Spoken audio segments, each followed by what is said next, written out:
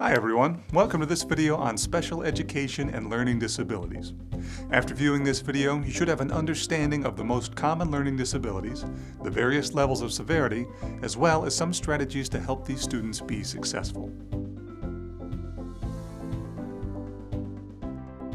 To start, let's define what a learning disability is.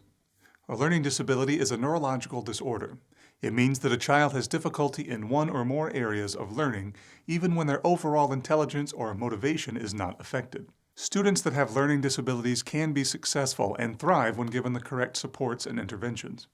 However, they might have some difficulties with one or more specific academic subjects, such as reading, writing, spelling, organizing information, or math, especially if these subjects are taught conventionally.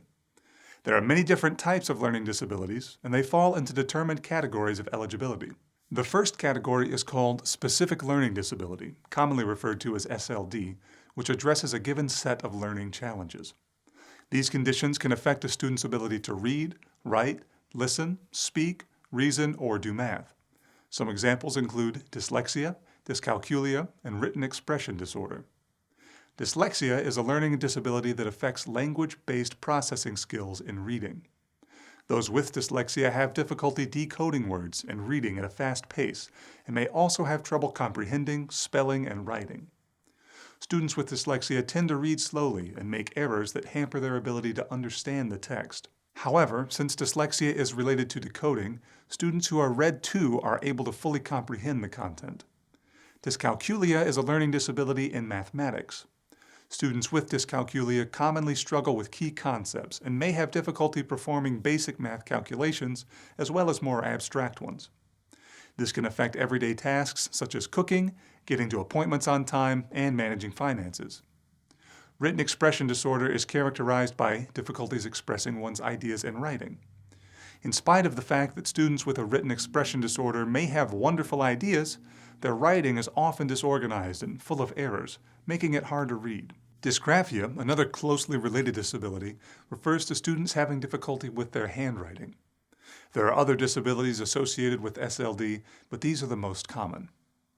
Now, let's address the next category, other health impairments. Under other health impairments, students may have conditions that affect their strength, energy, or alertness. Among the most well-known examples is ADHD, a condition that affects both attention and executive function.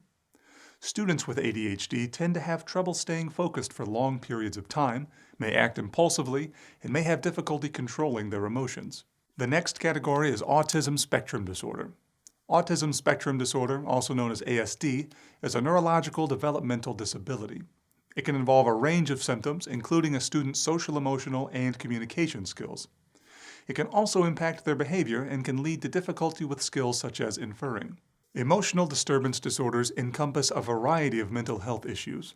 Some of the issues that fall within this include anxiety disorders, obsessive-compulsive disorder, depression, and bipolar disorder. Though these are not academically based, they may make it difficult for students to remain focused in class, causing them to miss material. The next category is speech or language impairment. This covers disabilities that affect pronouncing words or difficulties such as stuttering.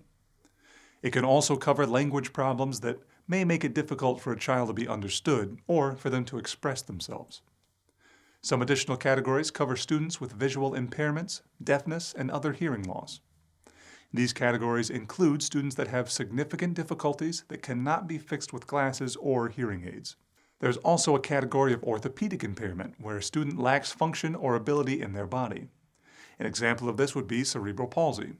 Another category is called intellectual disability, where students who qualify have below average intellectual ability.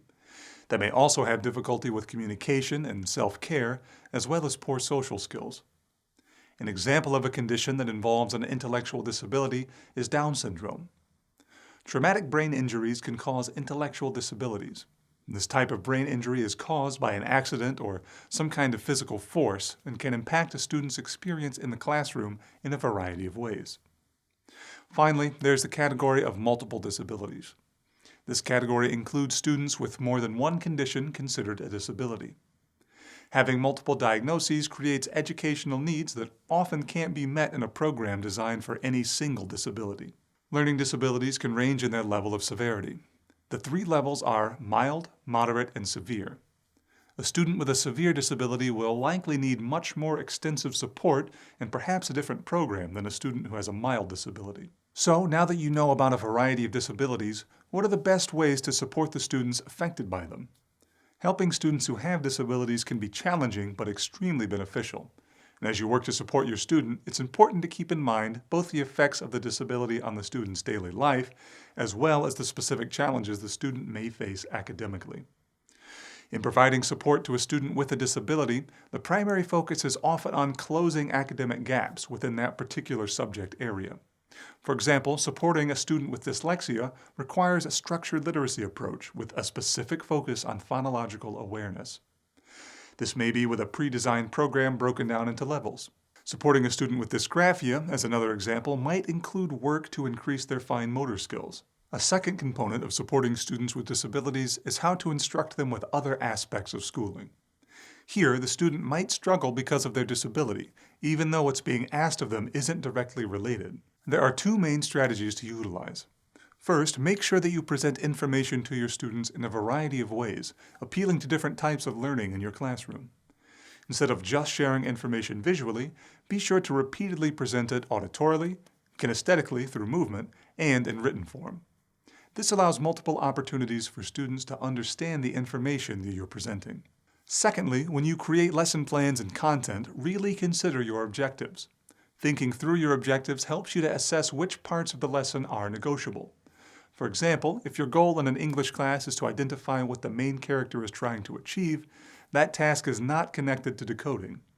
Permitting your student to listen to an audiobook or have the chapter read out loud will help them focus on your main objective without their learning disability interfering. That's all for this review. Thanks for watching and happy studying.